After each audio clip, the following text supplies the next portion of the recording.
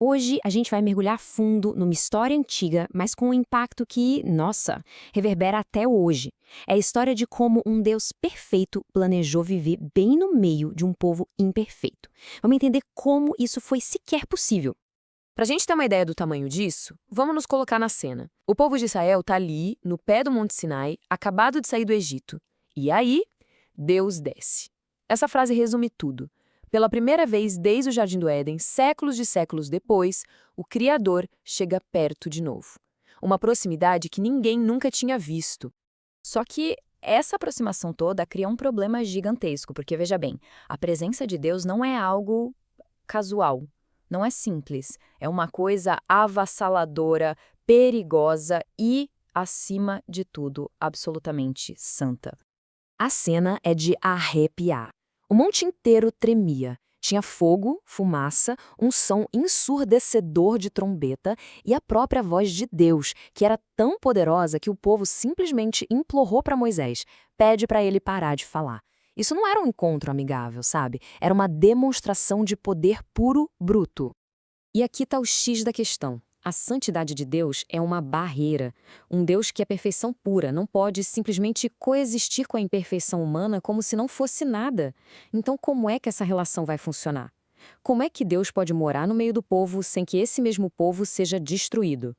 E é o próprio Deus quem dá a solução. Ele não se afasta, mas estabelece um protocolo, um conjunto de regras, um manual de instruções que ia definir como um povo imperfeito poderia chegar perto de um Deus santo.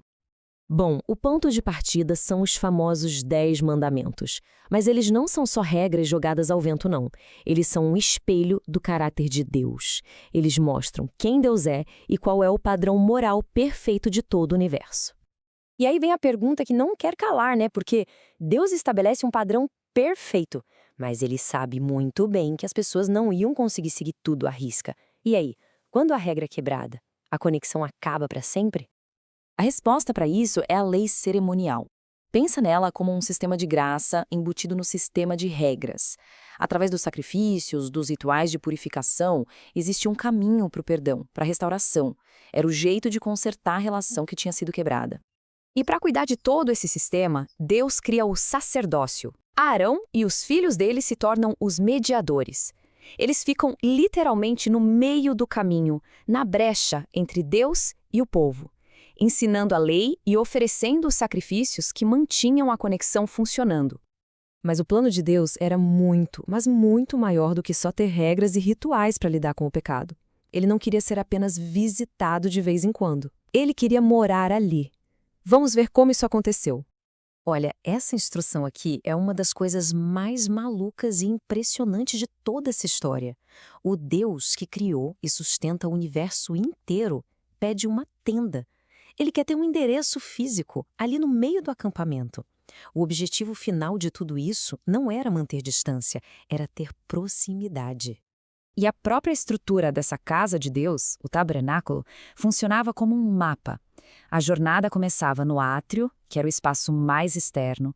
Dali se avançava para o lugar santo, onde só os sacerdotes podiam entrar. E, por fim, o Santo dos Santos, o coração do santuário, onde a presença de Deus se manifestava. Era uma caminhada, uma jornada em direção à santidade. Mas por que tanto detalhe? Por que um design tão específico para cada objeto, para cada cortina, para cada coisinha? Acontece que o tabernáculo não era só uma construção, era um modelo em escala, sabe? Uma maquete, um protótipo de algo muito, muito maior. Essa é a pergunta que desvenda todo o mistério. Toda essa especificidade não era à toa, não era capricho. Cada pecinha desse quebra-cabeça tinha um significado simbólico, que apontava para uma realidade que ainda estava por vir. E aqui a coisa toda se encaixa. Cada móvel do tabernáculo era uma sombra, uma prévia de Jesus. O altar de bronze, o lugar do sacrifício, apontava direto para a cruz. A mesa dos pães, para o Cristo que se declarou o pão da vida. A arca da aliança, o lugar da presença, era um prenúncio do Emanuel, que significa Deus conosco. Todo o sistema era uma seta gigante apontando para uma única direção. E talvez o símbolo mais forte de todos fosse o véu, aquela cortina grossa que separava o Santo dos Santos. Ele era o símbolo da barreira. E o Novo Testamento conta que no exato momento da morte de Cristo, esse véu se rasgou de cima a baixo. A mensagem não podia ser mais clara. A separação acabou. O acesso agora é direto.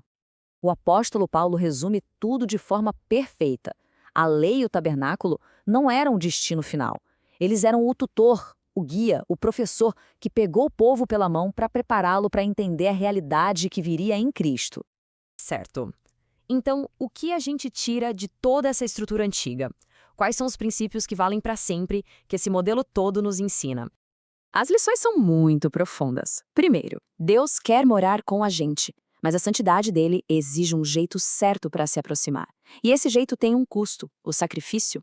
Não é um caminho que a gente inventa, ele foi estabelecido. E o mais importante de tudo, o sistema inteiro aponta para uma pessoa, Cristo. E a aplicação final, que é incrível, é que agora o próprio crente se torna o templo, o lugar onde a presença de Deus habita.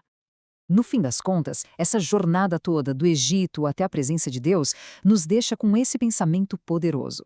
A lei foi dada para mostrar como Deus é santo. O tabernáculo foi dado para mostrar o caminho para essa santidade. E a presença de Deus ali no meio do povo, bom, isso foi para mostrar o seu amor.